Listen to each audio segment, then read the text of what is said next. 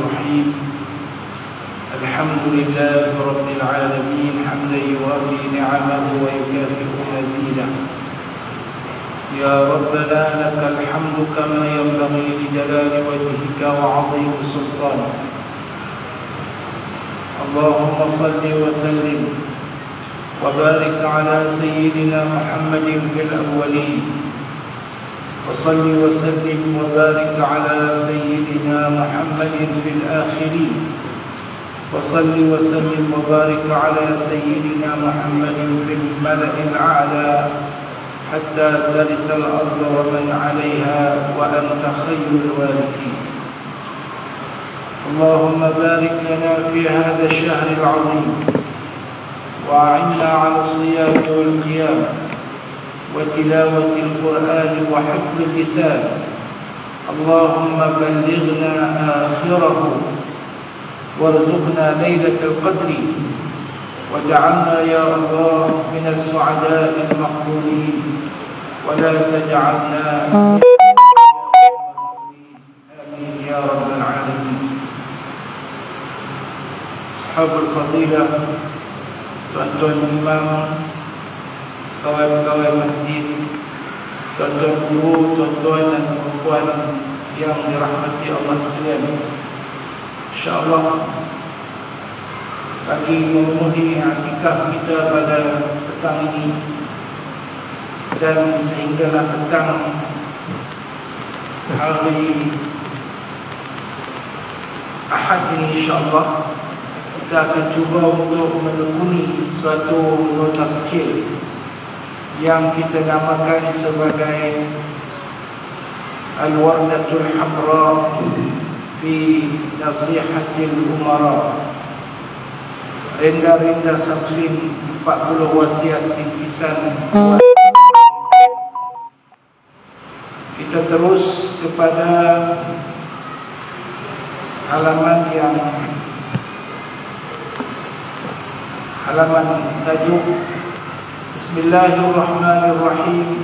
Hadza bayanun linnas. Ini adalah kenyataan kepada manusia. Al-Wardatul Hamra fi Nasihatil Umara, renda-renda samping 40 wasiat bingkisan buat para pemimpin. Nasihat ikhlas buat pemimpin, bakal pemimpin, orang yang bercita-cita hendak menjadi pemimpin dan penyokong mana-mana kumpulan dan pemimpin umat Islam. Buku ini ataupun nota ini dihimpunkan pada tahun 1433 Hijriah bersamaan 2012 Masehi, yang dihimpunkan oleh Abu Osman Hafidh Al-Balfasi Al-Filfilani. Bismillahirrahmanirrahim. Alhamdulillahi Rabbil Alamin, wassalatu wassalamu al-atamman al-akmalan ala Sayyidina Muhammadin wa ala alihi wa sahbihi ajma'in. Dengan penuh rasa syukur kehadrat ilahi, kami mempersembahkan kepada umat Islam sebuah nota kecil yang menghimpunkan nas-nas syarak yang berkaitan dengan kepimpinan di dalam Islam. Kepimpinan seperti yang dinyatakan oleh Al-Imam Al-Mawardi, Qadhi Al-Qudah, seorang tokoh dalam mazhab Syafi'i. Kepimpinan yang dinyatakan oleh Al-Imam Al-Mawardi adalah jawatan yang diwujudkan bagi meneruskan tugas kenabian di dalam menegakkan agama dan mengurus tadbir dunia dan kehidupan berdasarkan hukum hakam agama. Ini disebut daripada definisi al-imamah. Dalam bahasa Arabnya, di antara perkataan yang merujuk kepada kepimpinan adalah al-imamah, dan pemimpin terbesar negara disebut imam, imamud daulah. Kata beliau dalam kitab tersebut, al-imamatu mawdu'atun li khilafatin nubuwah fi hirasati wa siyasati dunia. Imam, jawatan kepimpinan itu adalah sesuatu yang diwujudkan li khilafatin nubuwah, bagi menggantikan kenabian. Sudah tiada nabi, ada rasul, ada yang memimpin adalah nabi dan rasul. Sehingga baginda sallallahu alaihi wasallam mengatakan, kana bani Israil yasusuhumul anbiya, adalah Bani Israel yang mensiasah di kalangan mereka, yang mengurus tadbir di kalangan mereka adalah para nabi alaihimussalam. Dan apabila sudah tidak ada lagi nabi, maka diwujudkan jawatan khilafah ataupun imamah li khilafatin nubuwah, untuk menggantikan kenabian dalam masalah apa? Fi hirasatid din. Yang paling penting adalah untuk menjaga agama. Hirasatid din, hirasah bukan hifz. Hifzuddin itu ada dalam syariat. Hifzuddin itu dijanjikan oleh Allah Azza wa Jalla. Tetapi hirasah dengan arti mengawal selia, mengawal selia kefahaman, mengawal selia pelaksanaan, mengawal selia pentadbiran agama diteruskan oleh para pemimpin umat Islam. Diteruskan oleh para pemimpin umat Islam. Hirasatuddin, mengawal selia, memelihara, mempertahankan kesucian agama Allah Azza wa Jalla. Wa siyasatid dunya, siasah ini diterjemahkan dengan berbagai-bagai makna ataupun dengan berbagai perkataan dalam bahasa kita. Bahkan siasah pada makna asalnya adalah memberi maksud pengurusan ataupun pentadbiran. Wasiyasatid dunia, dan mentadbir serta mengurus tadbir, urusan keduniaan, biddin, berdasarkan kepada norma dan hukum hakam yang terkandung di dalam syariat. Maka itu dua tanggungjawab besar orang yang menjadi pemimpin. Dan kalau tuan-tuan rujuk kepada sumpah yang diangkat oleh Duli Tuanku, Duli Yang Maha Mulia Seri Paduka Baginda Yang di-Pertuan Agung dalam negara kita, antara isi kandungnya adalah untuk mempertahankan agama Allah Azza wa Jalla. Al-Ghazali, Abu Hamid Al-Ghazali, Hujjatul Islam. Siapa yang tidak kenal dengan Imam Al-Ghazali? Dan Al-Alusi, seorang tokoh tafsir daripada aliran mazhab Hanafi, menyatakan agama dan kepimpinan adalah dua saudara kembar. Agama dan kepimpinan adalah tawaman, kata beliau berdua. Fa fi irtifa'i ahadihima irtifa'ul akhar. Mengangkat agama dan akan mengangkat kepimpinan seharusnya mengangkat agama. Dia macam tu. Mengangkat kepimpinan seharusnya mengangkat agama seharusnya juga mengangkat kepimpinan Islam.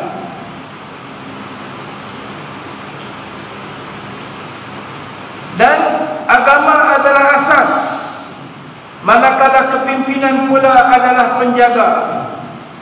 Sesuatu yang tiada asas akan runtuh, dan sesuatu yang tiada penjaga akan hilang. Ini sedotan daripada kata-kata Al-Imam Al-Ghazali rahimahullah di dalam kitabnya Al-I'tiqad, Al-Iqtisad fil I'tiqad. Kata beliau rahimahullah, ad-dinu ussun was-sultanu harisun فما لا أس له فمهدوم وما لا حابس له فضائع. الدين أس, agama adalah penjaga. Wassultanu habisun, pemimpin. Tak, saya tak ada terjemahan ni. Besar-besar ni. Ngantuk. Ad-dinu ussun, agama adalah asas, akal. Us itu maknanya asas, akal ataupun teras. Pokok tu teras, pokok dengan akar ni kita panggil ussun. Dan disebut juga dengan asas. Ad-dinu ussun, agama adalah teras. Was-sultanu harisun, dan sultan, pemimpin, kepimpinan, harisun, penjaga. Penjaga, haris makna penjaga. Macam jaga, ada jaga masjid malam-malam tu kerja. Kerja pemimpin, dia macam jaga masjid malam-malam. Harisun. Fama la ussalahu, mana-mana yang tidak ada teras, famahdumun, dia akan runtuh, dia akan rebah. Pokok tak ada teras, dia akan rebah. Pokok tak ada akar makan anai-anai, dia akan rebah. Bangunan yang tidak ada asas, yang kukuh, dia akan runtuh. Itu bandingan yang dibuat oleh Al-Imam Al-Ghazali rahimahullah. Agama adalah asas, manakala kepimpinan pula adalah penjaga. Sesuatu yang tiada asas akan runtuh, dan sesuatu yang tiada penjaga akan hilang. Fama la ussalahu famahdumun wa ma la harisa lahu fadai'u. Sesuatu yang tidak ada penjaga akan hilang. Agama yang tidak ada kawal selia terhadap penghayatannya, kefahamannya akan hilang. Kalau tidak ada pentadbiran yang mentadbir susun urusan keagamaan, jangankan kata dalam penghayatannya, dalam pemahamannya juga, dalam pemahamannya pula, daripada awal lagi sudah akan ada di sana perkara-perkara yang menyanggahi ataupun perkara-perkara yang merupakan salah faham, yang merupakan kesesatan, yang merupakan sesuatu yang tidak berasaskan kepada kefahaman agama yang sebenar seperti yang dibawa oleh Nabi sallallahu alaihi wasallam. Betul ada kawalan, betul ada sekolah, betul ada silibus, betul ada sukatan, betul ada guru, betul ada tauliah, betul ada kebenaran, begitu dan begini untuk mengawal kefahaman, untuk mengawal daripada masuknya ajaran yang sesat, untuk mengawal daripada masuknya perkara-perkara yang bukan daripada Islam tetapi memakai pakaian Islam untuk menjelaskan yang sebenar, dan diikuti dengan penghayatannya, pengamalannya, pentadbirannya dalam urusan individu, keluarga dan bermasyarakat, sebagaimana yang digariskan di dalam syariat agama Allah Azza wa Jalla.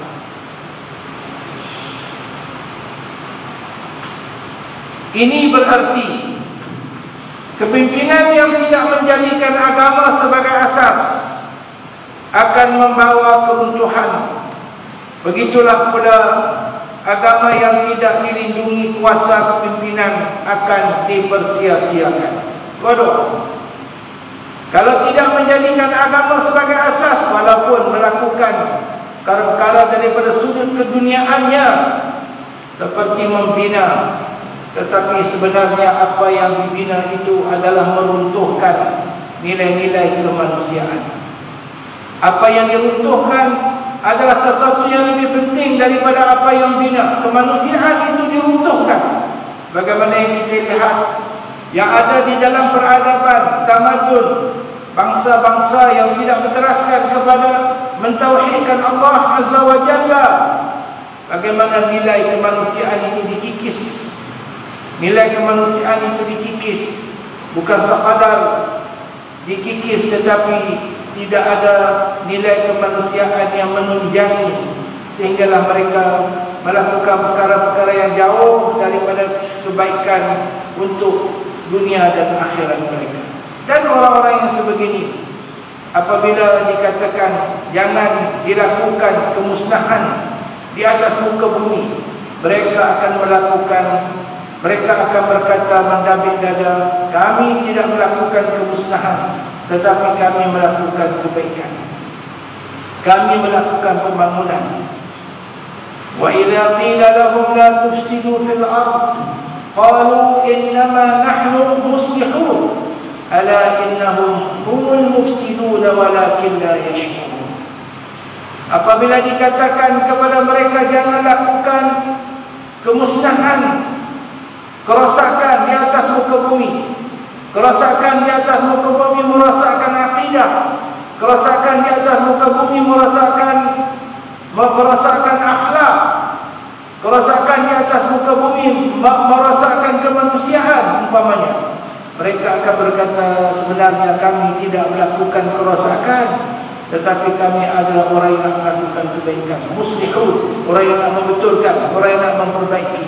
Tapi kata Allah, ala innahum humul mufsidun, ketahuilah sesungguhnya mereka itulah orang yang melakukan kefasadatan, melakukan fasad, melakukan kerosakan, merosakkan hati dan jiwa, merosakkan akal fikiran, merosakkan institusi kekeluargaan, merosakkan akhlak dan peradaban. Walakin la yash'urun, tetapi mereka tidak menyadari. Justru mempertimbangkan, mengambil kira dan mengasaskan kepimpinan di atas agama, di atas asas agama adalah satu prinsip yang wajib dipegang oleh setiap muslim yang meyakini kesyumulan Islam sebagai sebuah cara hidup. Tuan-tuan dan puan-puan, di dalam Al-Quran, dalam hadis Nabi SAW, kita diajar bahwasanya menganut agama Islam ini adalah menerima Islam sebagai sebuah cara hidup. Beriman dengan agama Islam ini maknanya adalah al-imtithal wal inqiyad, tunduk, patuh dan melaksanakan bikulli ma jaa bihi sayyiduna Muhammad sallallahu alaihi wasallam min umurid din bid-darurah. Kita menyerah diri, kita tunduk dan patuh melaksanakan semua perkara yang didatangkan oleh Nabi sallallahu alaihi wasallam daripada urusan keagamaan bid-darurah, dengan daruri. Dengan daruri ini maknanya kalau sesuatu itu sabit daripada baginda sallallahu alaihi wasallam, kita terima, kita patuh, dan kita berusaha untuk melaksanakannya. Kalau nazar maknanya kita perlukan kepada penelitian sama ada nak diterima ataupun tidak diterima. Tuan-tuan sembahyang asar 4 rakaat, kenapa? Kerana sabit dengan nas Al-Quran dan hadis baginda sallallahu alaihi wasallam, asar 4 rakaat. Adakah nak terima asar 4 rakaat ni kita kena buat kajian dulu, penelitian dulu, boleh pakai ke tak boleh pakai. Itu bukan iman, itu bukan Islam. Itu bukan iman, itu bukan Islam. Sebab itu dalam beriman, dalam beragama, tidak dinafikan aspek hikmah, maksud syarak, rahsia pensyariatan. Mesti dipahami. Itu mesti dipahami supaya kita melaksanakannya dengan betul dan kita menghayatinya. Tetapi dalam aspek penerimaan, qabul, iz'an, itu dia kata mesti ada qabul, mesti ada iz'an dan adamul istiqbal. Kalau tuan-tuan mengaji kitab tauhid, ditekan 3 perkara ini. Dalam beragama ini mesti qabul, mesti terima, mesti iz'an, tunduk dan patuh. Dan yang ketiga, adamul istiqbal, tak melawan, tidak menolak, tidak belagak, tidak sombong dengan hukum Allah Azza wa Jalla. Dia kata subuh 2 rakaat, 2 rakaat. Pasal apa kita nak buat kajian dulu, kenapa mesti subuh 2 rakaat? Boleh buat kajian dan insya-Allah kita akan melihat apa hikmahnya, rahsianya, apa maksud syarak, maqasid syariat. Kenapa subuh 2 rakaat? tetapi bukan kajian dilakukan untuk menerima atau menolak syariat Allah Azza wa Jalla. Siapalah kita untuk mengkaji dan menerima atau menolak syariat Allah, tetapi kita hendaklah menerima syariat Allah sebagaimana ianya maqala Allah wa qala rasuluhu. Dini maqala Allah wa qala rasuluhu sallallahu alaihi wasallam. Agamaku adalah apa yang dinyatakan sebagai firman Allah dan sabda Rasulnya sallallahu alaihi wasallam. Kita kaji untuk memahami maqasid syariat. Kita kaji untuk memahami sir, asrar, rahsia pensyariatan. Kita kaji untuk mengetahui hikmah pensyariatan. Silakan.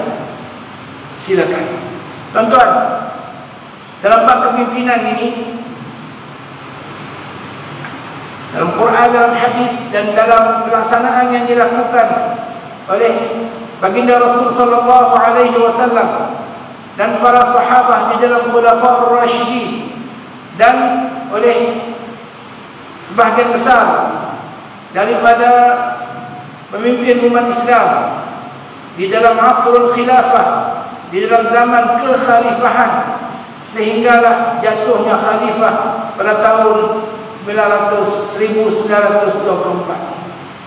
Kitab Lanis 2024. 100 tahun sudah berlalu sistem kekhalifahan daripada dunia ini, dengan khilafah yang terakhir yang dikenali sebagai khilafah Utsmaniyah. Ada sudut kekuatannya, ada sudut kelemahannya.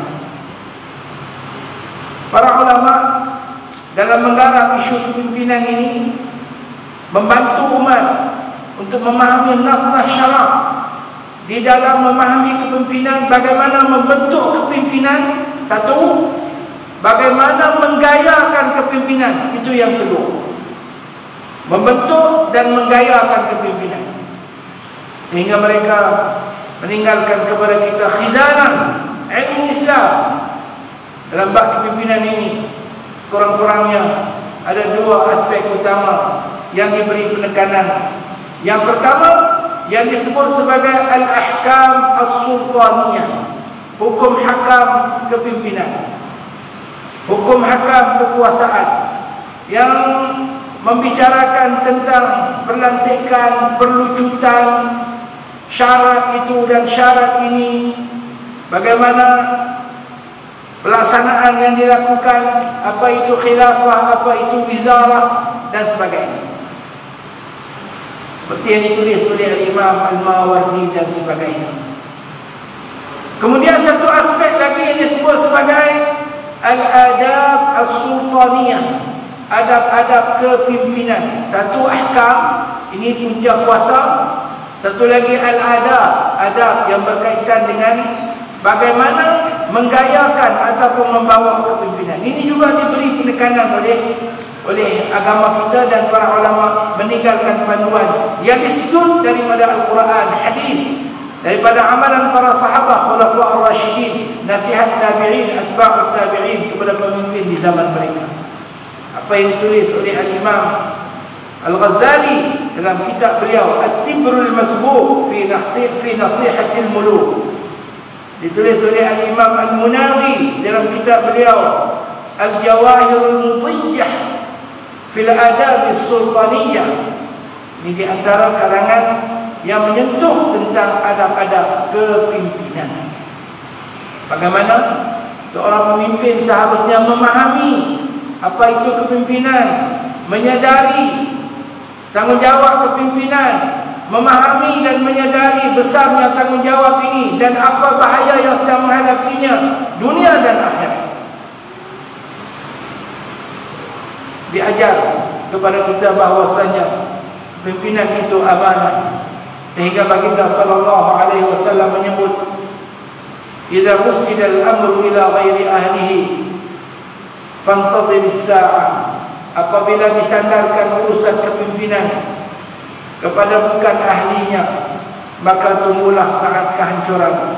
Ini menunjukkan yang kepimpinan itu adalah satu amanah daripada Allah Azza wa Jalla, amanah yang wajib dilaksanakan tanggungjawabnya. berbanding dengan teori-teori kepimpinan yang ada. Contohnya apa yang disebut oleh Bishabli dalam bukunya The Prince Al-Amir, yang mana beliau menganggap kepimpinan ini adalah merebut kuasa. Kenapa? Kerana ia adalah sesuatu yang diperlukan untuk merealisasikan impian. Bahkan beliau mengatakan kepimpinan itu adalah peluang. Apabila orang mendapat amanah kepimpinan, apabila orang mendapat jawatan kepimpinan, maka ia terbuka di hadapannya beberapa peluang yang luas, peluang-peluang yang luas untuk dia mendapatkan apa yang diimpikan. Ini tidak sama apa yang ada dalam agama kita mengajar yang kepimpinan itu adalah aman. InsyaAllah dalam 4 hari ini kita akan menekuni dan kita akan melihat, dan saya akan cuba untuk mendekatkan kefahaman kita dan membandingkan terutamanya dengan apa yang ada dalam Syibli, dengan apa yang diajarkan oleh Nabi kita Muhammad sallallahu alaihi wasallam. Syibli dia mudah ya. Dia tahu agama ni candu. Ya, agama ni ada kala perlu kepada agama. Jadi agama ni kekal dalam Syibli. Ada kala perlu kepada agama untuk menarik kepercayaan ataupun untuk menarik ketaatan orang bawahan kepada orang atasan.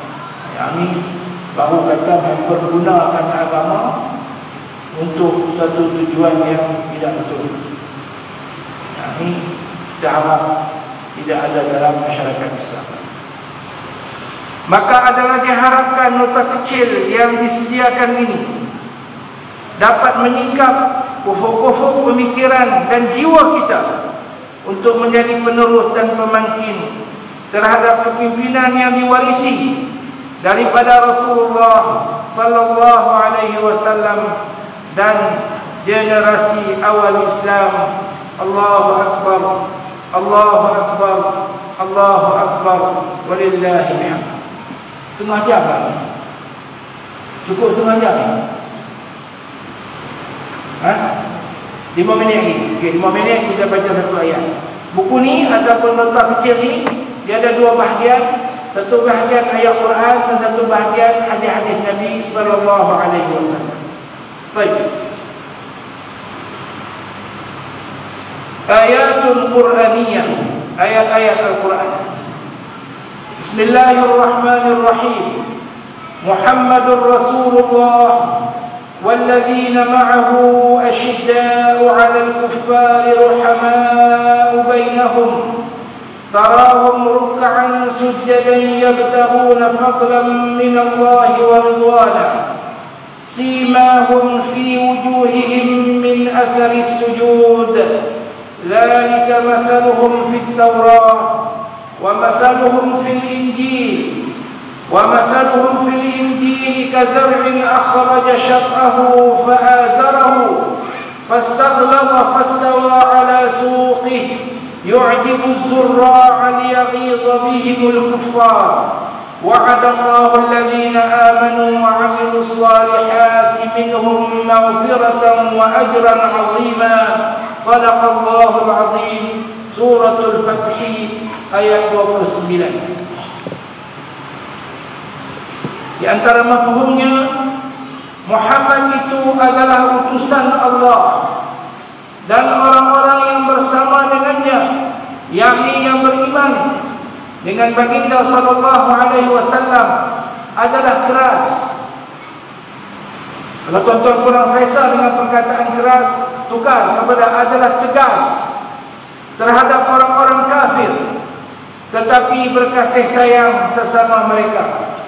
Kamu lihat mereka rukuk dan sujud mencari kurniaan Allah dan keridhaannya. Tanda-tanda mereka tampak pada muka mereka dari bekas sujud. Maksudnya pada air muka mereka kelihatan keimanan dan kesucian hati mereka. Demikianlah sifat-sifat mereka dalam Taurat dan sifat-sifat mereka di dalam Injil, yaitu seperti tanaman yang mengeluarkan tunasnya, maka tunas itu menjadikan tanaman itu kuat, lalu menjadi besarlah dia dan tegak lurus di atas pokoknya. Tanaman itu menyenangkan hati penanam-penanamnya, kerana Allah hendak menggerunkan hati orang-orang kafir dengan kekuatan orang-orang beriman. Allah menjanjikan kepada orang-orang yang beriman dan mengerjakan amal yang saleh di antara mereka dengan keampunan dan pahala yang besar. Ayat ini kita letakkan sebagai nasihat yang pertama kepada umat Islam dan kepada pemimpin Islam, supaya mereka menjadi orang yang mewarisi Rasulullah sallallahu alaihi wa ala alihi wa sahbihi wasallam.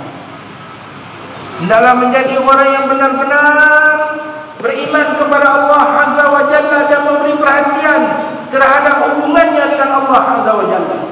Dalam At-Tibrul Masbur, Imam Al-Ghazali dalam nasihatnya kepada raja, nombor satu sekali dia nasihat raja-raja ini, nombor satu sekali dia nasihat kepada pemimpin ini untuk mengulang kaji masalah keimanan dan berpegang kepada 10 asas keimanan. Nanti dalam jumpaan yang akan datang saya akan ceritakan 10 benda besar dalam masalah keimanan.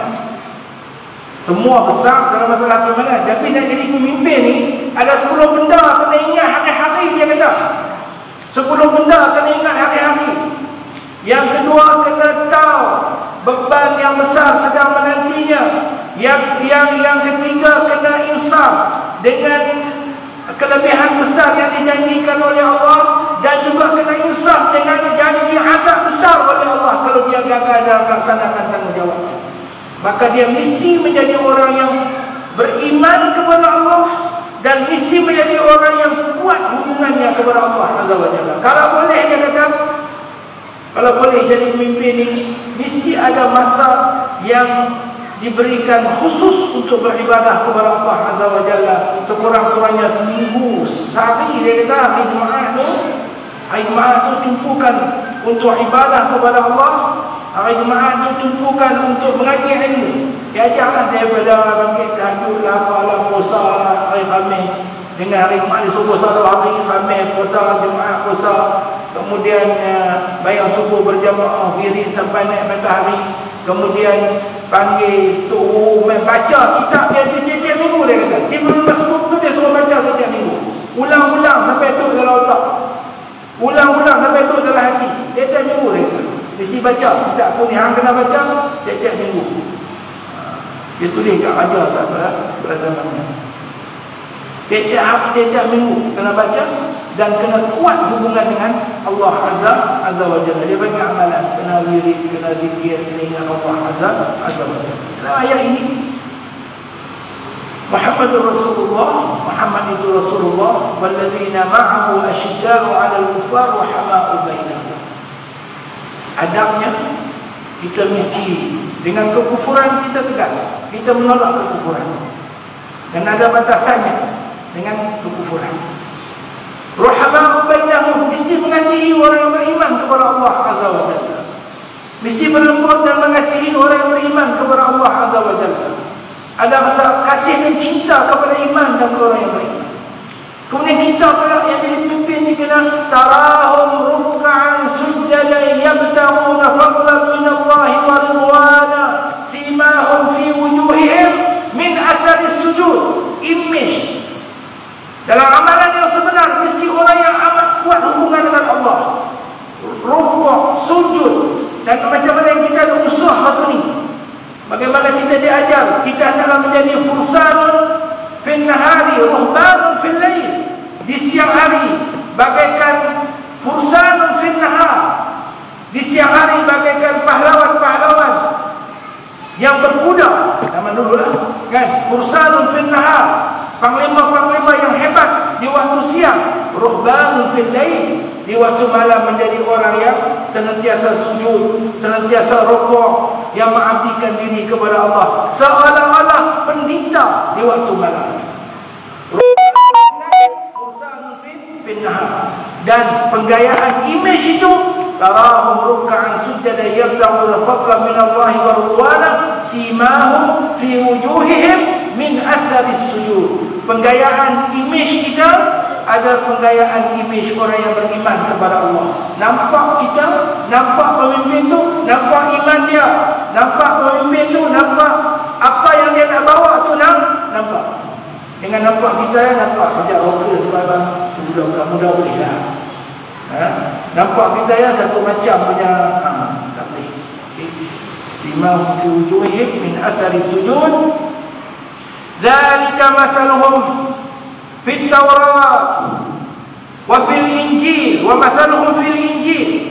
Dalam Taurat dan Injil, Allah Azza wa Jalla menceritakan bagaimana umat Islam ini yang membawa risalah baginda sallallahu alaihi wasallam, dia macam mana kazar'in, dia seperti tanaman.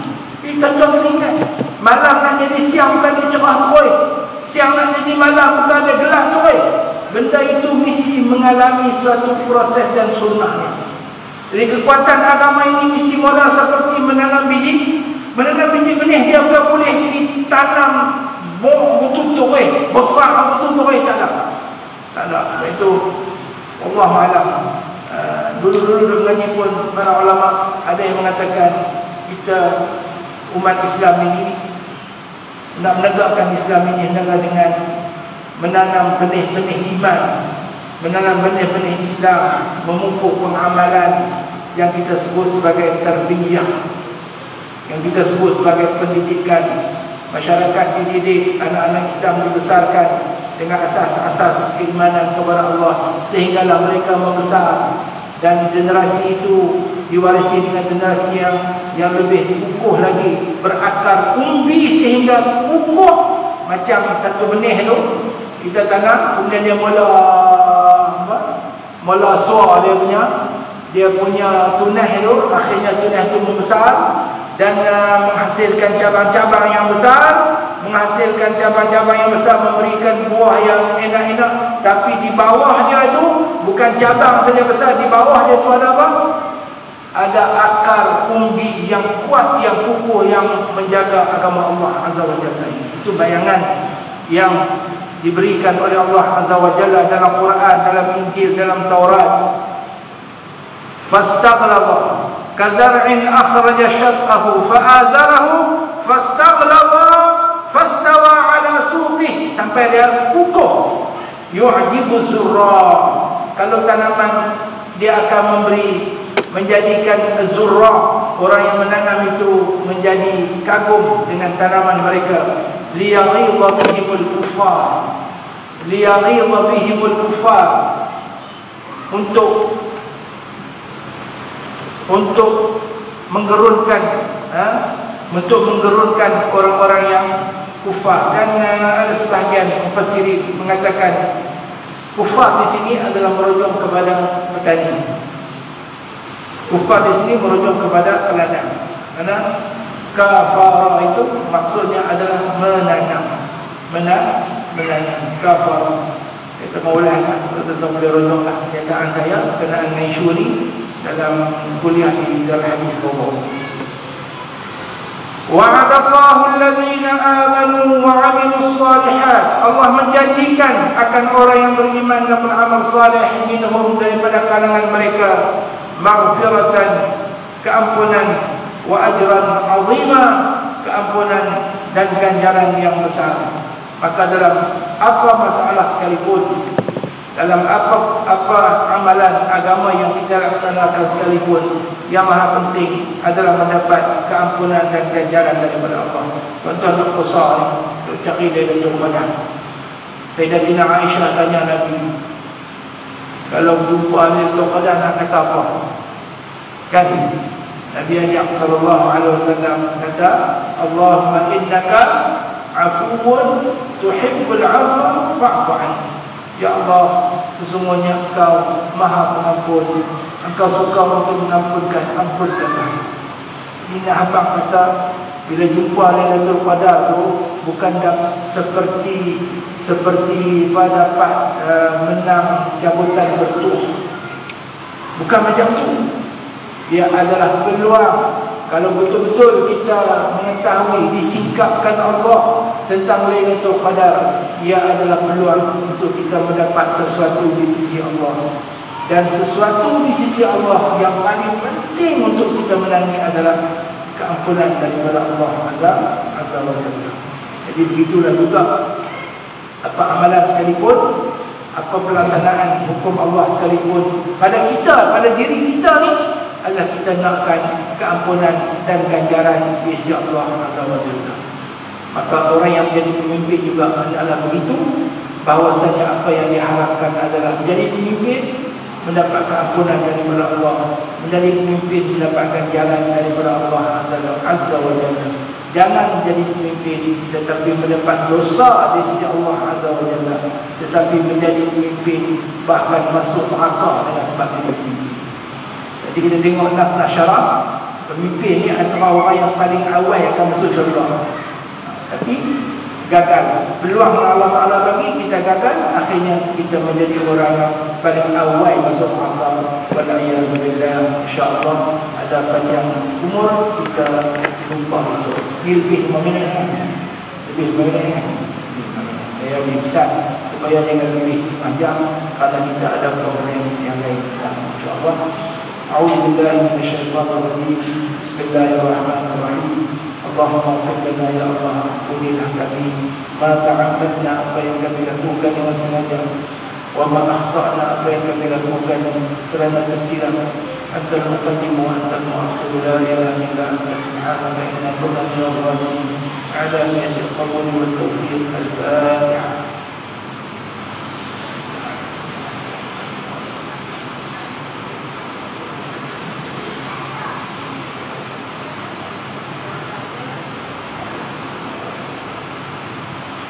اللهم صل أفضل الصلاة على أسعد مخلوقاتك سيدنا محمد وعلى آله وصحبه عدد معلوماتك ومداد كلماتك، كلما ذكرك الذاكرون وغفل عن ذكرك الغافلون.